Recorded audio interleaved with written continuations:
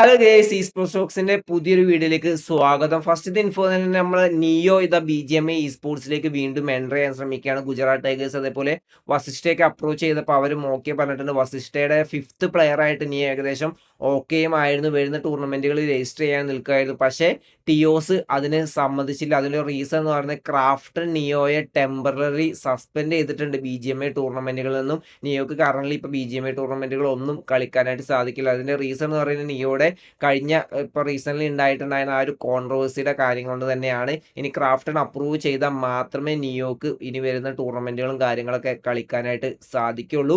അടുത്തൊരു ഇൻഫോ എന്ന് പറയുന്നത് നമ്മളെ സോംരാജ് ഇന്നലെ ലൈവിൽ വന്നിട്ടുണ്ടായിരുന്നു. അതിൽ നമ്മളെ ഗോഡലിൻ്റെ ഐ ജിയിലുള്ള പങ്കിനെതിരെ ഒരുപാട് ദേഷ്യത്തിലൊരു സ്റ്റേറ്റ്മെന്റ് ഇറക്കുന്ന നമുക്ക് കാണാനായിട്ട് സാധിച്ചിട്ടുണ്ടായിരുന്നു. ആ ഒരു ലാൻഡ് ഫൈനൽസിലെ ഒരു മാച്ചിൽ സോംരാജ് ഈ ഒരു പങ്കിന് അല്ലെങ്കിൽ ഗോൾഡക്കിൻ്റെ പ്ലേയേഴ്സിനെ ഫിനിഷ് ചെയ്തിട്ടുണ്ടായിരുന്നു. അതിനുശേഷം പങ്കു വന്ന് സോംരാജിനോട് ചോദിക്കുകയാണ് എന്തിനാണ് എന്നെ ഫിനിഷ് ചെയ്തതെന്ന്. ആ ഒരു ചോദ്യം സോമരാജിനെ ഭയങ്കര രീതിയിൽ ട്രിഗർ ചെയ്തിട്ടുണ്ട്. നിങ്ങൾ ആഴ്ച ഇത്രയും വലിയൊരു ലാൻ ഇവന്റിൽ വന്നിട്ട് ഈ മാതിരി ചോദ്യമാണ് ചോദിക്കുന്നത്. ഗോഡലിന് ഫ്രീ കില്ല് തരാൻ വേണ്ടിയിട്ടല്ല ഞങ്ങളോട് വന്നിട്ടുള്ള, എല്ലാവരും കപ്പിന് വേണ്ടിയിട്ടാണ് മത്സരിക്കുന്നത്, ഞങ്ങളും അതിന് വേണ്ടിയിട്ടാണ് മത്സരിക്കുന്നത്, ആ ഒരു രീതിയിലാണ് പറഞ്ഞത്. പക്ഷേ പങ്കിൻ്റെ ആ ഒരു ചോദ്യം നിങ്ങൾ ആലോചിച്ച് നോക്കുക. അത്രയും വലിയൊരു ഇവന്റിൽ വന്നിട്ട് എന്തിനാണ് എന്നെ ഫിനിഷ് ചെയ്തതെന്നൊക്കെ ചോദിക്കുന്നത്. നമ്മൾ കുട്ടികൾ ഇത്രയും ഇതിലേറെ മെച്യൂരിറ്റി ആയിട്ട് ബിഹേവ് ചെയ്യുന്ന ഒരു അവസ്ഥ ഉണ്ടാവാറുണ്ട്. പക്ഷേ ഇത് എന്തായാലും ഭയങ്കര മോശമായിട്ടുണ്ടായിരുന്നു. സോമരാജ് നല്ല രീതിയിൽ ട്രിഗേർഡ് ആയിട്ട് തന്നെയാണ് ലൈവ് സ്ട്രീമിൽ ഇതിന്റെ കാര്യങ്ങളും പറഞ്ഞിട്ടുണ്ടായിരുന്നത്. എൻ്റെ അടുത്തൊരു ഇൻഫോ എന്ന് പറയുന്നത് ലൈനപ്പ് ചേഞ്ചുകൾ തന്നെയാണ്. ഇതാ റാവൺ ഇ സ്പോർട്സ് അവരുടെ പുതിയ ലൈനപ്പിനെ അനൗൺസ് ചെയ്തിരിക്കുകയാണ്. ബി ജി എം ഐയുടെ ഇനി വരുന്ന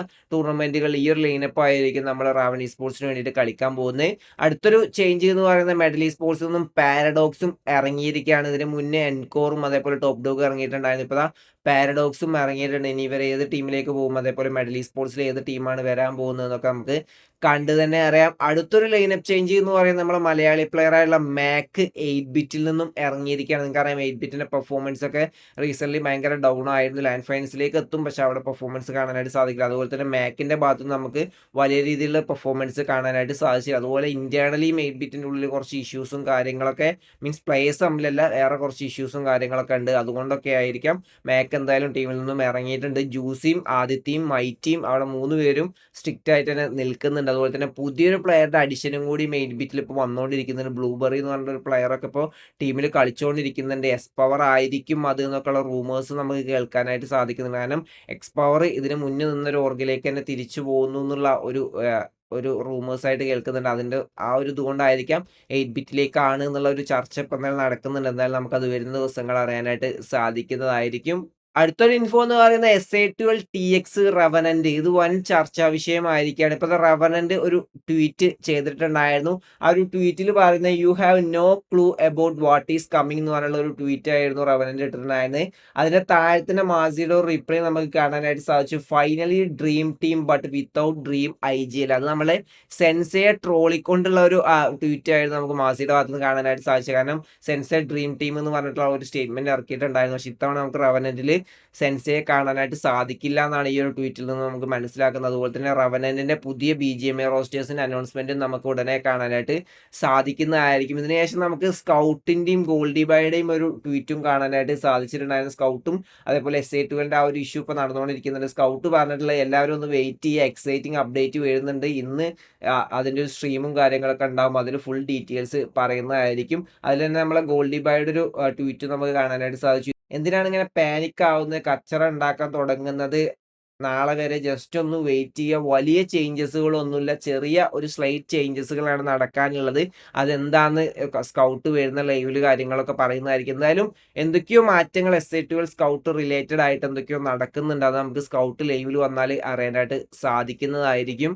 അതിന്റെ അടുത്തൊരു ഇൻഫോ എന്ന് പറയുന്നത് ഇ സ്പോർട്സ് ക്ലബ്ബ് കണ്ടക്ട് ചെയ്ത 10 ലക്ഷം രൂപയുടെ BGMI ടൂർണമെന്റ് ക്ലോസ്ഡ് ക്വാളിഫയേഴ്സ് ലൈവായിട്ട് തന്നെ ദ സ്പോർട്സ് ക്ലബിന്റെ യൂട്യൂബ് ചാനൽ നടക്കുന്നുണ്ട്. ഇന്നലെ ഗ്രൂപ്പ് ബിയുടെ മത്സരങ്ങളായിരുന്നു ഉണ്ടായിരുന്നത്. അവരുടെ മാച്ചുകൾ കഴിഞ്ഞപ്പോൾ നെബുല ഇ സ്പോർട്സ് ടോപ്പിലേക്ക് എത്തി 59 പോയിന്റായിട്ട്.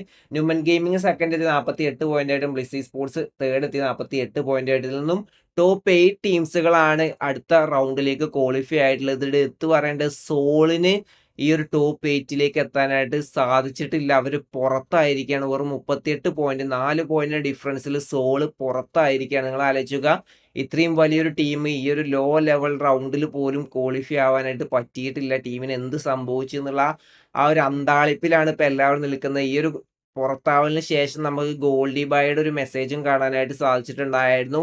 ഇത് ഭയങ്കര ഷോക്കിംഗ് ആണ്. ഇനി ടീമിൽ ഒരുപാട് ഇത് വരുന്നുണ്ട്. അതിൽ ഫസ്റ്റ് തന്നെ ആ ഒരു പുതിയ പ്ലെയറുടെ അനൗൺസ്മെന്റ് നമുക്കറിയാം, പുതിയ ട്രൈഔട്സ് നടക്കുന്നുണ്ട്. ഏകദേശം സ്കിപ്സ് ആണ് ആ ട്രൈഔട്സ് എന്നാണ് നമുക്ക് കൺഫേം ആയിട്ടുള്ളത്.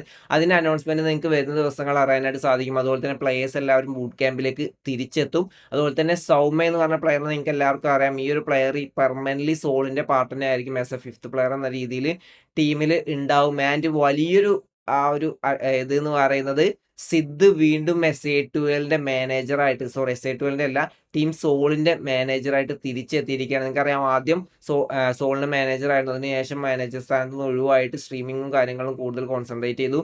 ഇപ്പോൾ വീണ്ടും ടീം സോളിന്റെ മാനേജറായിട്ട് സിദ്ദും എത്തിയിട്ടുണ്ട്. എന്തായാലും നമുക്ക് നോക്കാം സോളിന്റെ പെർഫോമൻസ് ഇനി എങ്ങനെയായിരിക്കും എന്നുള്ളത്. അവർക്ക് ആ ഒരു ഡൗൺഫാള് എത്രത്തോളം മുന്നോട്ട് പോകും, അല്ലെങ്കിൽ ഇനി ഒരു കംബാക്ക് നമുക്ക് അടുത്ത ഇവന്റുകളിൽ കാണാനായിട്ട് സാധിക്കും എന്തായാലും നമുക്ക് കണ്ടു തന്നെ അറിയാം. അപ്പോൾ ഇന്നത്തെ വീഡിയോ ഇത്രയുള്ളൂ. വീഡിയോ ഇഷ്ടപ്പെട്ട ലൈക്ക് അടിക്കുക, നിങ്ങൾ അഭിപ്രായം കമന്റ് രേഖപ്പെടുത്തുക. അടുത്ത വീഡിയോസ് വരെ ബൈ ഗൈസ്.